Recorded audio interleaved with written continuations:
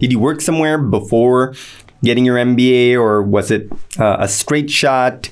How do you think about your career after Michigan?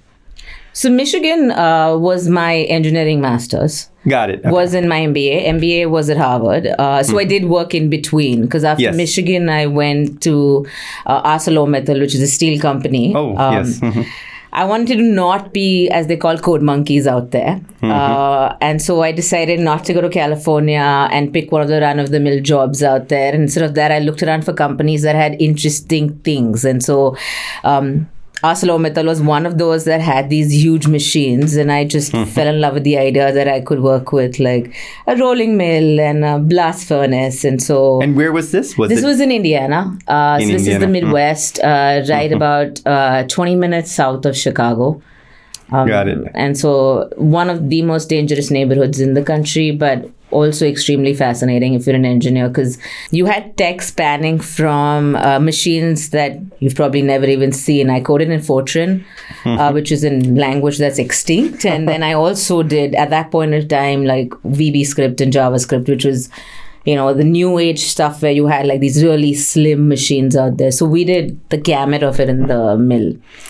Got it. Now, I'm just really curious because this is something that comes up a lot in American politics. Manufacturing moving to China, India, and the rest of the world. What was it like working at a steel mill in the Midwest? So, I would add a caveat to that. As a brown girl working in a steel mill in the Midwest, especially when Lakshmi Mittal had just taken over those mills out of bankruptcy. And his son had just gotten married, or his daughter had gotten married in a palace in France. So there was a lot of resentment because they were coming out of bankruptcy. An Indian man, it's not normal that a brown person had taken over.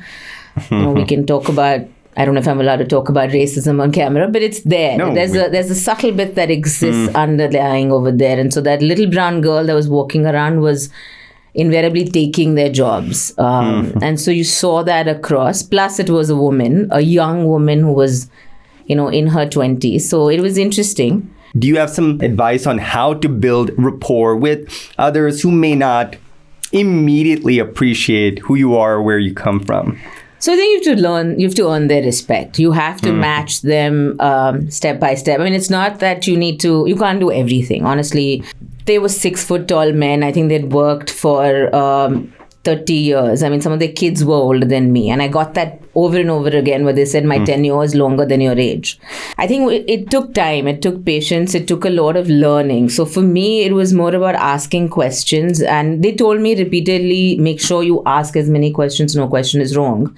Because you could kill yourself or somebody else. It was an environment where you were working with molten metal.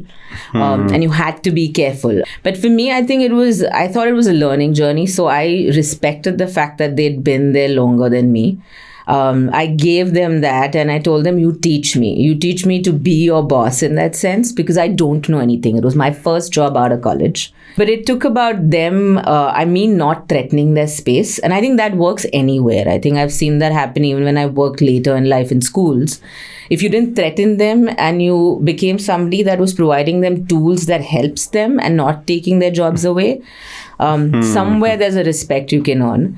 Plus, if you're okay with getting dirty. So in the reality in the mill was the test of the thing is, how they rag you in college. They send you to the dirtiest places. And if you survive and you don't cry, unfortunate reality of a space like that, you are okay. So I spent the first 3 months just making sure I went there. I just lived with it. I came back with black overalls, but I was okay with it. And then you're fine after that. Then you earn somewhere a respect that you will survive their environment.